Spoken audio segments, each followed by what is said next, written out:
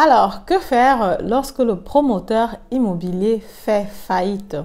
En ce moment-là, c'est vraiment chaud patate si tu étais parmi les investisseurs sur ce projet immobilier-là. Parce qu'en général, lorsque tu prends un promoteur immobilier pour la construction de ton bien immobilier, que ce soit locatif ou résidentiel, ce que tu attends naturellement, ce sont des clés pour pouvoir soit entrer dans l'appartement pour y habiter ou alors pour le mettre en location. Maintenant, quand le promoteur immobilier fait faillite, c'est vraiment difficile parce que tu as déjà éventuellement pris un crédit pour ce bien immobilier-là. Et là, il s'agit d'un cas qui est arrivé récemment à Berlin. Ça a vraiment fait un peu le tour sur Internet. Les investisseurs sur ce projet ont saisi comme ça le sénateur Christian Gepler pour lui poser la question de savoir, pour l'appeler à l'aide, savoir ce qu'il fallait faire dans ce genre de situation parce qu'effectivement, lui, il est le sénateur pour tout ce qui est construction et immobilier en Allemagne. Dans la vidéo d'aujourd'hui, je vais tout simplement partager avec toi déjà ce problème-là, comment est-ce que tu peux faire pour te protéger et on se retrouve après le générique.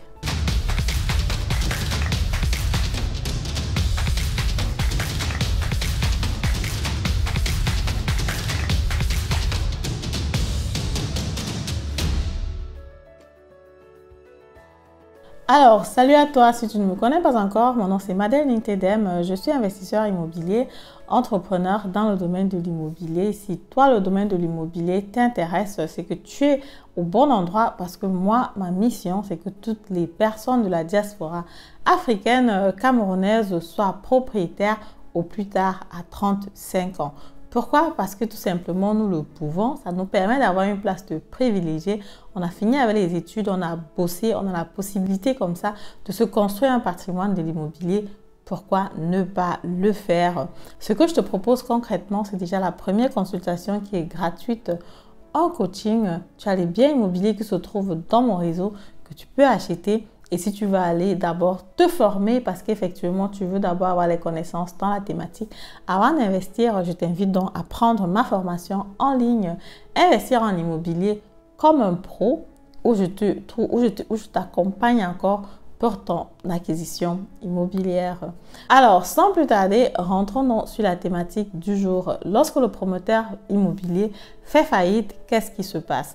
Dans ce cas, il s'agit comme ça dans ton projet de construction à Berlin, comme je disais en amont, 80% des travaux avaient déjà été effectués. Donc, ce qui veut dire que tu voyais déjà, voilà, le bâtiment est construit, quoi.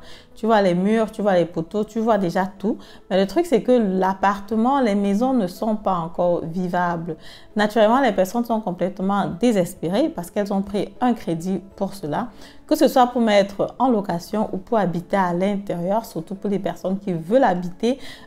Tu payes déjà un loyer, quoi. Et si tu te retrouves déjà en train de payer un loyer, tu te retrouves en train de payer les traites à la banque, alors que tu n'habites pas encore dans la maison que tu as construite, ça ne devient pas du tout intéressant, quoi. C'est pas cool. Même chose que si tu as peut-être pris le bien immobilier pour le mettre en location, tu te retrouves en train de payer des traites à la banque, alors que le bien immobilier n'est pas encore viable, tu ne peux pas encore vraiment le mettre en location, c'est tout simplement compliqué. Du coup, les personnes dont investisseurs sur ce projet immobilier, on a saisi comme ça le sénateur Christian Gepler pour lui poser la question de savoir, voilà, qu'est-ce qu'on fait?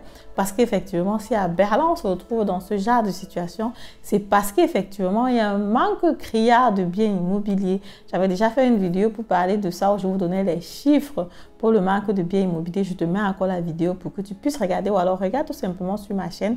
Tu vas tomber sur cette vidéo-là. Du coup, les investisseurs disent, OK, voilà, nous sommes en train d'investir sur l'immobilier. Nous avons pris ce projet parce que de toutes les façons, nous n'avons pas où aller. Il y a un manque de maisons, il y a un manque d'appartements. Et c'est pour ça que nous avons investi parce que nous savions que nous pouvons rester là-bas. Et plus tard, ce bien pouvait servir comme ça à nos enfants ou alors pour notre retraite. Qu'est-ce qu'il faut faire dans ce cas-là? Le sénateur dont la question lui a été posée, je te mets encore aussi l'interview en intégralité en commentaire pour que tu puisses regarder. Et là, il a dit, OK, ici, il s'agit d'un cas d'investisseur privé. L'État ne peut pas agir dans ce genre de situation parce qu'effectivement, c'est un cas d'investissement privé, quoi. L'État ne peut pas décider ce que tu vas faire avec ton argent. C'est toi qui décides de ce que tu vas faire. Maintenant, si ça se passe bien, tant mieux. Si ça se passe mal, c'est quand même assez difficile.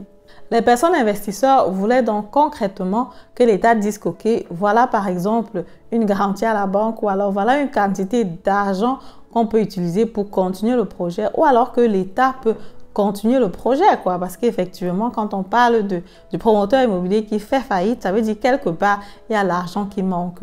Les travaux ayant été déjà effectués jusqu'à 80%, il manque donc 20%, quoi. Naturellement, il faut donc trouver juste des autres investisseurs qui sont prêts à payer les 20% ou qui sont prêts à injecter les 20% sur le projet pour que le projet soit finalisé. Ces investisseurs-là, ou alors ces personnes qui pouvaient être prêts à investir de l'argent là-dedans, ça peut être des investisseurs privés, ça peut être l'État. Et justement, dans ce cas précis, les personnes ont dit, OK, on va aller toquer à la porte de l'État parce qu'effectivement, l'État, de toutes les façons, avait pour objectif de construire jusqu'à 400 000 appartements en Allemagne par an. Peut-être ce serait une possibilité. Donc, du coup, quand tu écoutes l'interview, il dit carrément que voilà, vu que c'est un investissement privé, l'État ne peut pas se mettre à vouloir sauver tous les investissements privés qu'il y a sur le marché, quoi. Il conseille aussi que les personnes, naturellement, se mettent ensemble pour pouvoir trouver une solution, que les personnes essayent de se conseiller aussi juridiquement pour voir comment sortir de cette impasse parce qu'effectivement, c'est une situation assez compliquée que lui aussi, il comprend, mais qu'il ne peut malheureusement pas faire grand-chose par rapport à cela. Donc finalement, l'interview est restée comme ça en suspens et les personnes sont restées voilà, avec un contrat signé à la banque, un contrat d'achat de biens immobiliers, mais dans lequel ils ne peuvent pas encore vivre, quoi. Donc, c'est assez choquant quand même. Moi, ce que je veux dire dans cette vidéo, c'est que pour ce qui est de promoteur immobilier, alors de faire la construction d'un bien immobilier, ce que je peux donner comme astuce, c'est déjà de voir est-ce que la société a déjà une expérience sur le marché. Quels sont les biens immobiliers qui ont déjà été menés à bien par cette société? C'est vrai que ça ne va pas te garantir à 100% parce qu'effectivement, il y a des gens qui me disent souvent que Madèle, j'ai la poisse. Peut-être qu'ils ont bien travaillé avec les autres, mais arrivé sur moi, ça se passe mal, quoi. Donc, du coup, ça peut toujours arriver, mais au moins, si tu regardes par le passé et que tu te dis, OK, jusqu'à présent, tout s'est toujours bien passé, il y a quand même des chances que ça se passe bien aussi avec toi. Ce que tu peux aussi faire naturellement, c'est d'acheter un bien immobilier déjà existant. C'est ce que je conseille toujours en premier lieu parce qu'effectivement, quand tu as un bien immobilier déjà existant, le bien immobilier est là, quoi. Tu sais ce que tu achètes, tu peux voir ce que tu achètes, tu sais si le bien immobilier résiste à la tempête, au vent, au froid, s'il y a déjà... Bref, tu sais tout ce qu'il y a sur le bien immobilier et c'est déjà un peu plus facile pour toi comme ça de prendre ta décision. Acheter un bien immobilier sur le papier, oui, c'est souvent très beau. Je vois souvent les maquettes sur 3D et tout le reste, c'est vraiment génial. Mais le truc, c'est que le truc n'existe pas encore. Tu ne peux pas encore vraiment savoir ce qui va se passer dans le futur. Tu achètes voilà, quelque chose qui est dans une projection. En général, quand le projet va jusqu'à la fin et qu'il aboutit, c'est généralement très beau, c'est vraiment très top. Les murs sont beaux. Tout est refait, c'est bien beau, quoi. Tu es la première personne qui habite dans la maison, mais ça va aussi avec un certain risque. Donc, il ne faut pas justement sous-estimer ce risque-là. Regardez, est-ce que tu peux gérer ce risque-là? Comment est-ce que tu peux gérer ce risque-là? Pour terminer dans la vidéo, quand le promoteur immobilier fait faillite, c'est vraiment difficile. Ce que tu peux donc faire pour te protéger, premièrement, c'est d'essayer de voir comment tu peux avoir des garanties par rapport à cela, par rapport à la construction du bien immobilier. Ce que tu peux aussi faire naturellement, c'est de regarder déjà l'expérience du promoteur immobilier sur le marché, qu'est-ce qu'ils ont eu à réaliser comme projet jusqu'à présent. Ce que tu peux aussi faire naturellement, c'est d'avoir une assistance juridique pour t'aider si jamais le projet ne va pas à bout.